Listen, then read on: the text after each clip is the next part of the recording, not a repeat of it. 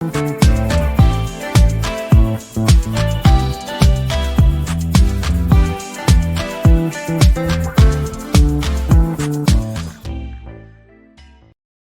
urine analysis, identification of normal and abnormal physical and chemical urine constituent. ये बहुत ही important exercise होती है सारे एमबीबीएस के बच्चों के लिए। तो अब हम शुरुआत करते हैं कि सबसे पहले यूरिन होता क्या है। Urine is an ultra filtrate of plasma from which glucose, amino acid, water and other substances essential to body metabolism have been reabsorbed. Urine carries waste product and excess water out of the body. तो urine क्या होता है पहले तो ये पता होना चाहिए। और यूरिन एनालिसिस ज़रूरी क्यों है ये भी अभी आपको बताते हैं। तो रूटीन यूरिन एनालिसिस में काफ़ी चीज़ें हैं जो हम देखते हैं करते हैं। तो सबसे पहली चीज़ कि यूरिन होता क्या है। Urine consist of 96% water and 4% dissolve solid. तो अब डिजॉल्व सॉलिड में क्या क्या होता है। अबाउट 2% यूरिया और 2% अदर कंपोनेंट्स। अदर कंपोनेंट्स में दो तरह के होते हैं, इनऑर्गेनिक कंपोनेंट और organic component. And inorganic components are chloride, sodium, potassium, traces of sulfate and bicarbonate, and organic में creatinine and uric acid.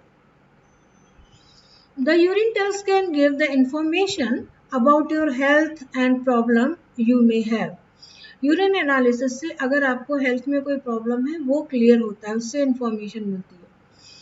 The kidney takes out waste material, mineral, fluid and other substances from the blood to be passed in the urine.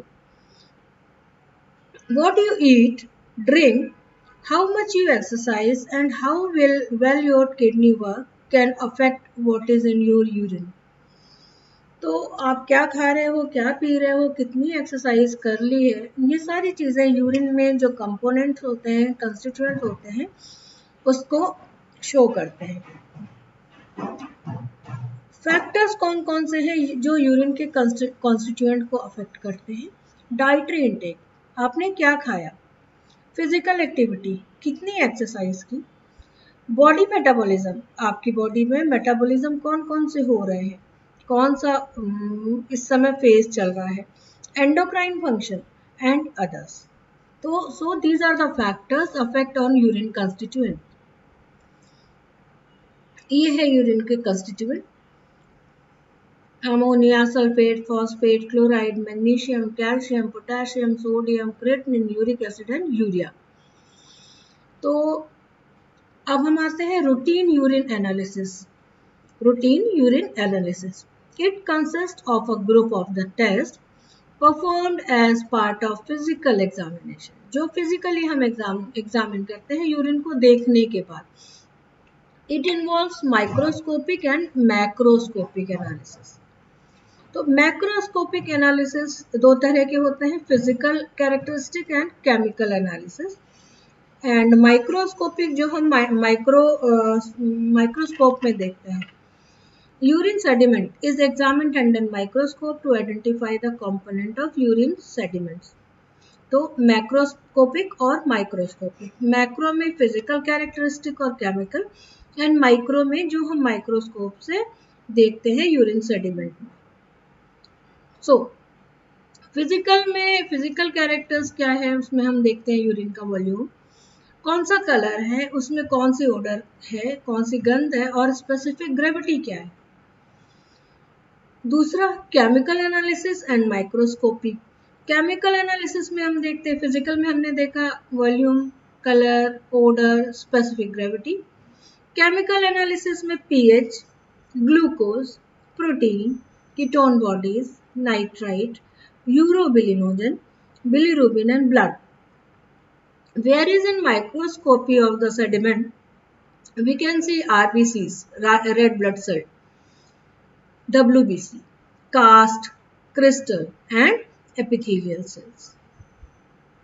अब हम देखते हैं steps in the basic urine analysis. कौन कौन से steps होते हैं? 3 steps होते हैं, first, second and third. In first step physical characteristic of urine are noted and recorded. Physical कौन से हैं?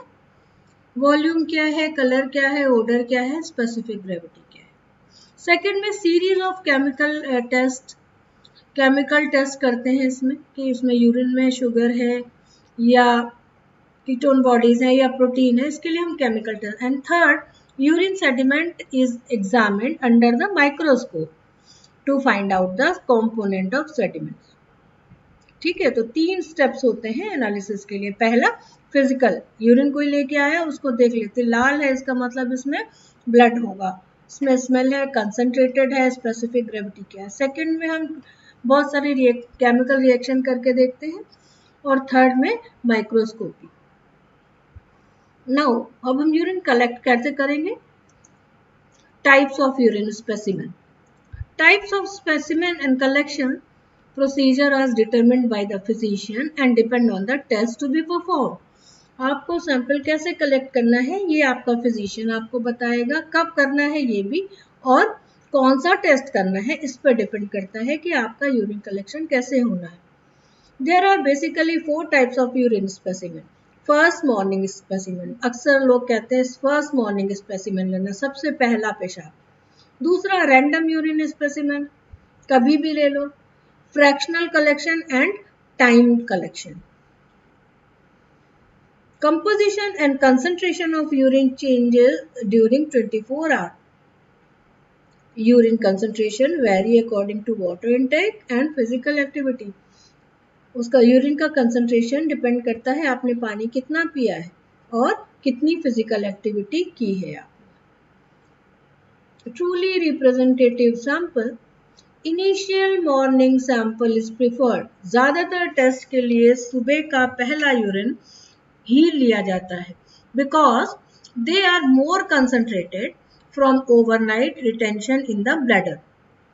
Time of analysis, must analyzed within 1 hour at room temperature or within 8 hour at 2 to 8 degree centigrade.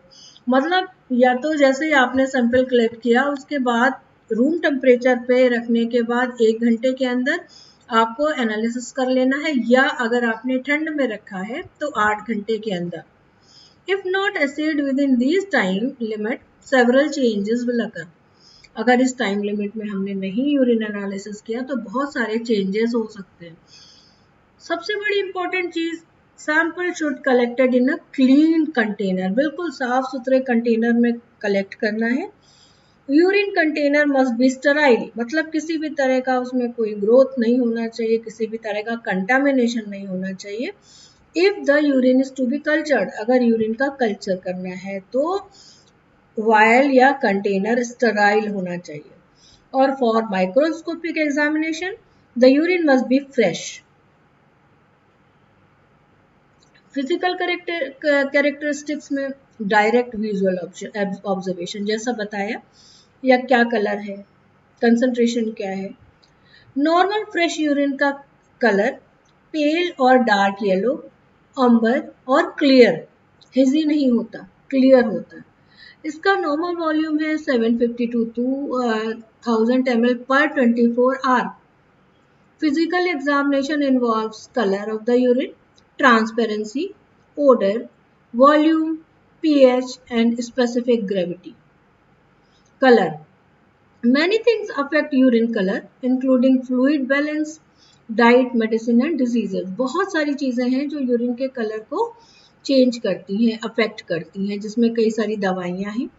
पानी हमने कम लिया है या ज़्यादा लिया है, अगर हम पानी कम पीते हैं तो यूरिन का कलर जनरली येलो हो जाता है। Colour intensity of urine correlations to the concentration, अभी आपको बताया, अगर यूरिन थिन होगा, पानी ज़्यादा पिएंगे तो उसका कलर लाइट होगा।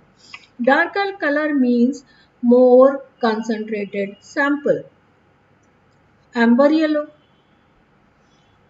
ये होता है urochrome. Urochrome are the derivation of urobilin produced from the bilirubin degradation. This is a pigment found in normal urine, urochrome. Colorless, due to reduced concentration, अक्सर यूरिन कलरलेस होती है ड्यू टू रिड्यूस्ड कंसंट्रेशन, कम concentrated है तो colourless होगा। Silver और milky appearance may happen by pus, bacteria और epithelial cell. Reddish brown अगर यूरिन है तो आप कह सकते हैं कि उसमें ब्लड है। येलो फॉर्म में तो वह येलो में कोई दवा आपने ऐसी खाई है या बाइल है उसमें। ऑरेंज, ग्रीन, ब्लू और रेड, बहुत सारी मेडिकेशंस। ट्रांसपेरेंसी, कितना ट्रांसपेरेंट है urine? Urine is normally clear. Bacteria, blood, sperm, crystals और mucus can make urine look cloudy. It may be classified as clear or the turbid. In normal urine, the main cause of cloudiness is the crystal and epithelial cells. In pathological urine, it is due to pus, blood or bacteria. Degree of cloudiness depends on the pH or the dissolved solid. Turbidity, this may be due to gross bacteria. Smoky appearance seems in hematuria. Hematuria मतलब blood in the urine. And thread-like cloudiness, it seems the sample full of mucus. Odor, महक, गंध. Odor has little diagnostic significance. आप urine की smell से कुछ चीज़ों की diagnosis ले सकते हैं। अगर एरोमेटिक ओडर है मतलब normal urine due to aromatic amino acids. Ammonia odour और standing due to decomposition of urea, काफ़ी देर आप रखे रहोगे तो उसमें डिकम्पोजिशन हो जाता है यूरिया का। और अगर कभी कभी लगता है कि फ्रूटी स्मेल है तो डायबिटीज में फ्रूटी स्मेल आती है in the presence of ketones. Urine does not smell very strong but has a slightly nutty odor. Some disease cause a change in the odor of urine. For example, an infection with E. coli bacteria can cause bad odor, while diabetes or starvation can cause a sweet or fruity odor. Volume is important part of assessment for fluid balance and kidney functions. बहुत important है कि आपका urine का volume कितना है। Adults produce 750 ml to 2500 ml per 24 hour with the average of 1.5 liter per person.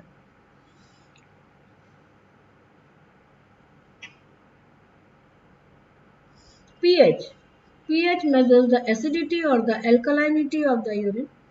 Normal pH होता है 4.5 to 8. Increased acidity in urine occurs due to the diabetes or certain medicines. Urine sample must be fresh. Why? On standing, urine becomes alkaline as a result of ammonia liberation due to urea decomposition. अगर हम urine को कुछ देर रख देते हैं तो उसका pH बढ़ जाता है towards alkaline. A urine pH of 4 is strongly acidic, 7 is the neutral, and 9 is strongly alkaline. So, sometimes the pH of urine is affected by certain treatment. For example, your doctor may instruct you have to keep your urine either acidic or alkaline to prevent some types of kidney stone from forming. Specific gravity is one more factor by which you can diagnose the problem. Specific gravity measure the amount of substances dissolved in urine. This also indicates how well kidney are able to adjust amount of water in the urine. Higher specific gravity, more solid material is dissolved in the urine. When you drink a lot of fluid, your kidney make urine with a high amount of water in it, which has a low specific gravity. When you do not drink fluid, your kidney make urine with a small amount of water in it, which has a high specific gravity. Normal chemical constituent of urine, दो तरह के होते हैं, normal constituent जो urine में मिलते हैं और एबनॉर्मल जो किसी डिजीज के लिए मिलते हैं।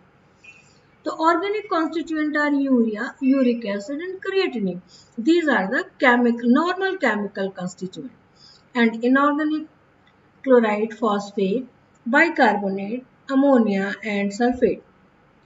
So these are the reactions which you can get from here.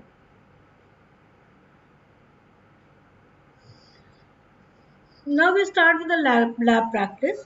Collect urea in a clean container. Run routine uric acid urine analysis on the sample by using both urine strip and method described before for chemical analysis. Record the result in the lab report of urine analysis. This is the form of urine analysis जहाँ पे ये सारी चीज़ें हैं जो आपको macroscopic examination में बतानी होगी। अमाउंट क्या था, कलर क्या है, aspect, specific gravity, pH, nitrite, protein, glucose, ketone, urobilinogen, bilirubin, blood and leukocyte, ये यूरिन एनालिसिस की रिपोर्ट होती है। आइडेंटिफिकेशन ऑफ पैथोलॉजिकल, फिजिकल और केमिकल यूरिन कंस्टिट्यूएंट और एबनॉर्मल और पैथोलॉजिकल कंस्टिट्यूएंट ऑफ यूरिन। इसमें भी दो तरह के से हम पता कर सकते हैं, ये दो तरह से एनालाइज कर सकते हैं, मैक्रोस्कोपिक एंड माइक्रोस्कोपिक, जैसे पहले बताया, फिजिकल टेस्ट और केमिकल टेस्ट। माइक्रोस्कोपिक में pathological urine constituent are substances which are not usually present in urine. Generally हमारी यूरिन में जो चीज़ें नहीं प्रेजेंट होती, नॉर्मली प्रेजेंट नहीं होती हैं, वो कहते हैं abnormal constituent. For example glucose, protein, ketones, RBC, haemoglobin, bilirubin etcetera. तो ये चीज़ें एक नॉर्मल पर्सन के यूरिन में आपको नहीं मिलेगी। Now how to detect abnormal constituent. पहला तरीका जब हम एबनॉर्मल कॉन्स्टिट्यूएंट को देख सकते हैं, वो पहला simplest way is the urine strip. ये एक स्ट्रिप होती है फिल्टर पेपर की। Strip is a filter paper or plastic which has chemical substances of the reagent coated on it different pads. ठीक है, इस तरह के पैड्स मिलते हैं आपको, एक स्ट्रिप होती है। It gives color when react with the substance in the urine. इसमें हम यूरिन को डिप करते हैं और देखते हैं कि कौन सा कलर आ रहा है, मतलब ग्रीन आया तो ग्लूकोज हो सकता है, बिलिरुबिन एंड स्पेसिफिक ग्रेविटी, ये सारे कलर्स आपको शो करते हैं कि आपके यूरिन में कौन सा एबनॉर्मल कॉन्स्टिट्यूएंट है। The produce colour is compared with chart colour visually और मैकेनिकली असिस्ट। तो ये सिंपल तरीका होता है, इसमें आप ये पता कर सकते हो कि आपके यूरिन में ये कॉन्स्टिट्यूएंट है या नहीं है, लेकिन ये केवल एक क्वालिटेटिव टेस्ट है। क्वांटिटेटिव में हमें पता करना होगा कि कौन का कितना है, और जो रिजल्ट आते हैं उनको हम रिपोर्ट करते हैं as in the concentration, milligram पर डीएल, एज स्मॉल, मॉडरेट और लार्ज। किसी रिपोर्ट में आपको कंसंट्रेशन मिलेगा और कई बार लिखा होता है प्रेजेंट इन स्मॉल या मॉडरेट या लार्ज अमाउंट। कहीं कहीं पे आपको प्लस के साइन मिलते हैं, +1, +2, +3 एंड +4, और पॉजिटिव, नेगेटिव और नॉर्मल। तो ये तरीके हैं जिनसे कि हम रिपोर्ट का रिजल्ट देते हैं। This method is rapid, easy, give early indication and qualitative. कौन सी, स्ट्रिप वाला। Therefore usually there are other confirmatory test which are chemistry, microbiology and microscopic analysis. Reaction in strip is affected by time to reduce timing error and to limit variation in color interpretation. Automated instrument is used to read the reaction color or on each test pad. अभी आपको जैसे बताया कि strip में क्या क्या test हो सकते हैं, glucose, bilirubin, ketone, specific gravity, blood, protein, urobilinogen, nitrite, leukocyte and pH. Abnormal urine constituents includes protein urea, protein in the urine. Proteinuria is the presence of abnormal amount of protein in the urine.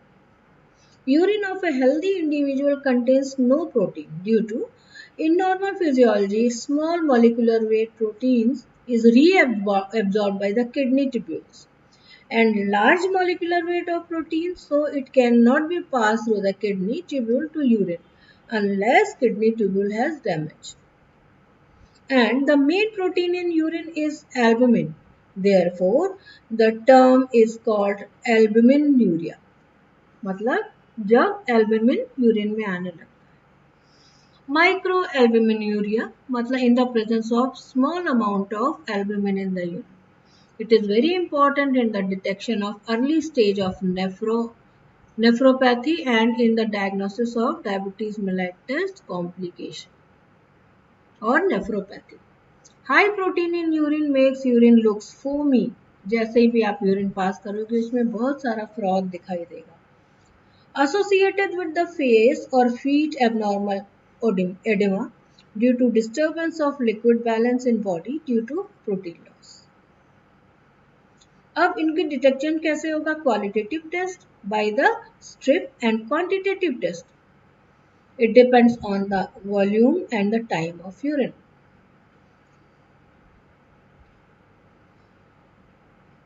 Glucosuria. When sugar comes in your urine in the presence of abnormal concentration of glucose, normally glucose is reabsorbed by the active transport in proximal tubule and therefore doesn't appear in the urine.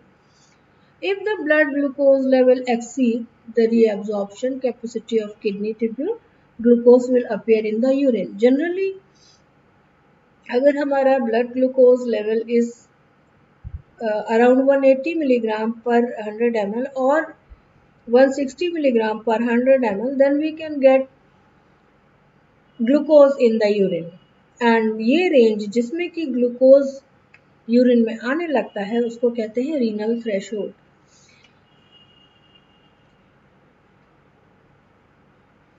Glucosuria indicates the glucose concentration in blood exceeds this amount and the kidney are unable to reabsorb it efficiently. Glucosuria occurs in diabetes mellitus, which characterized by hyperglycemia, usually polyuria. Urine may be light in the color and specific gravity is high. Ketonuria, when the ketone comes in the urine. ये भी आपको diabetes mellitus uncontrol blood sugar को show करता है. 3 तरह की ketone bodies होती हैं, acetone, aceto acetate and beta hydroxy butyric acid. Normally ketone bodies are removed from the liver. Elevated level of ketone body in blood and urine cause acidosis, which leads to coma and the death. और ketonuria is commonly found in the uncontrolled diabetes mellitus. क्यों? Because diabetic patient has high blood glucose but cannot be used by the cell. So lipids are used as the source of energy. Ketonuria present in disease, nutrition and vomiting for long time. Result affected by diet or the drugs.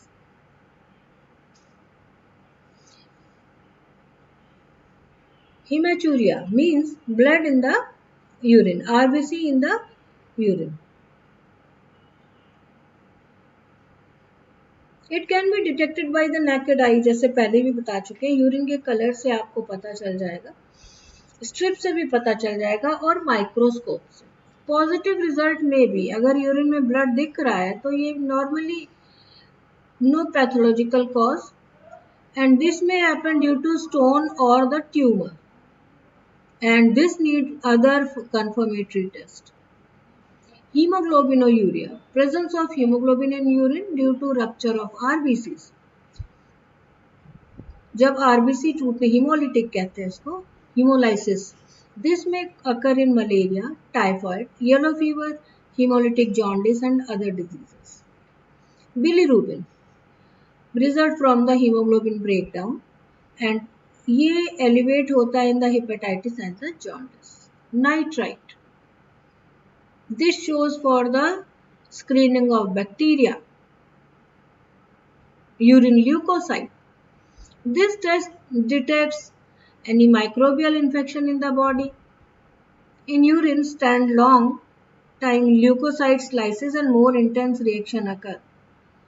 False positive होता है ये result और false negative occurs. False positive occurs with vaginal contamination, presence of glucose, albumin and ascorbic acid, and false negative. Large amount of oxalic acid can inhibit the reaction. pH. Phosphate will precipitate in the alkaline urine and uric acid will precipitate in an acidic urine. Specific gravity is a good marker for diagnosis of the disease by the urine. It measures density and it only an approximate guide to true concentration. High specific gravity is due to protein, glucose and other substances. Thank you. अगर ये lecture आपको useful लगा हो तो आप please like and subscribe कीजिएगा, channel को share कीजिएगा. अगर कुछ क्वेरी है, कुछ क्वेश्चन है तो प्लीज़ पूछ लीजिएगा कमेंट बॉक्स में. I will feel very good, very and thank you.